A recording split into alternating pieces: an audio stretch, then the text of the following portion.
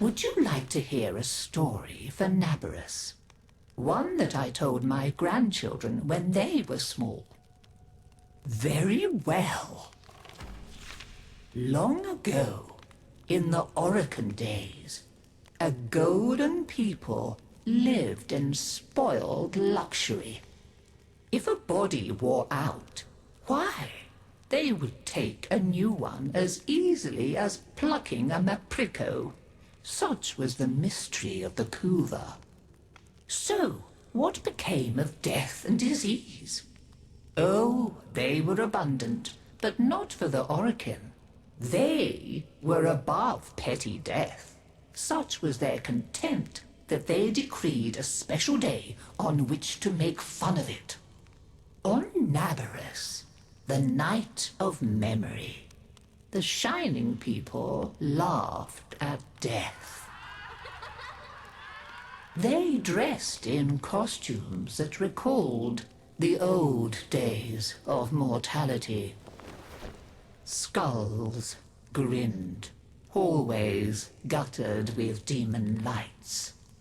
For one night, beauty was banished. Rot and monstrosity held sway. Now, on one very special Naberus, 3 pretty Orokin were bored, as Orokin so often were. Naberus no longer holds its magic for me, sighed one. Masks and costumes are for children, grumbled another. Why follow the crowd, mused the third. Are we not the very elite of the elite? Ha ha! Up, my Kissingtons, my luscious loves. Send for blue Kuva and hot lights. I have a sport that will mend all. And in the corridor, behind a curtain, a solitary silent girl heard them and said nothing. Then the 3 were very wicked.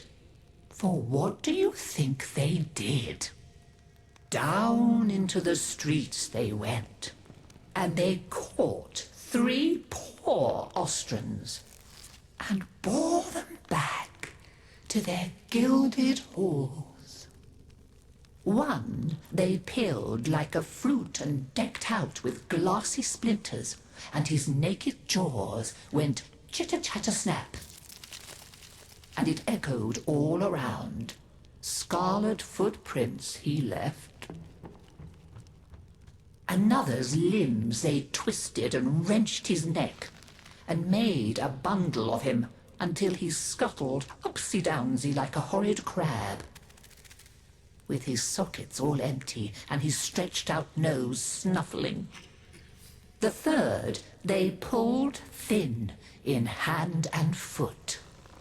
She walked spindly-wise on long tiptoes like a spider, and her entrails hung delicately down.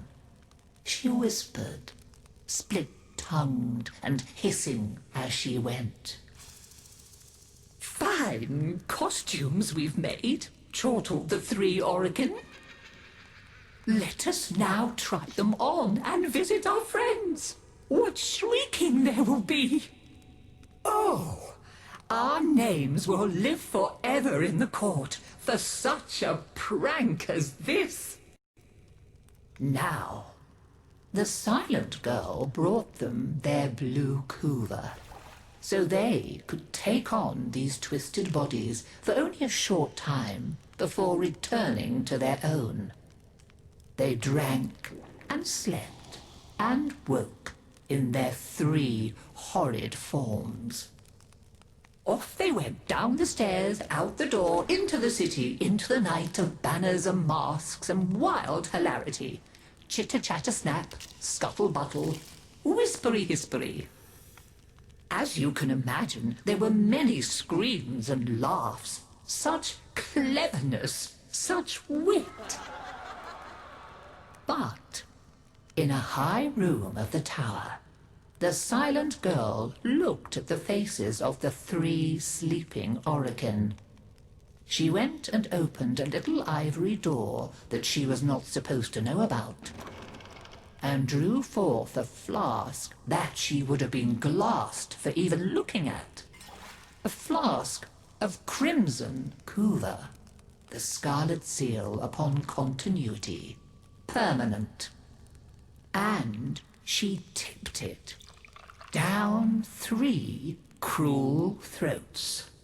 With a little laugh, she went skating away, never to return. There were many screams that Naberus night, but when the sun came up, none screamed so loud as the 3 who found that they were trapped in the hideous bodies they themselves had fashioned for ever and ever.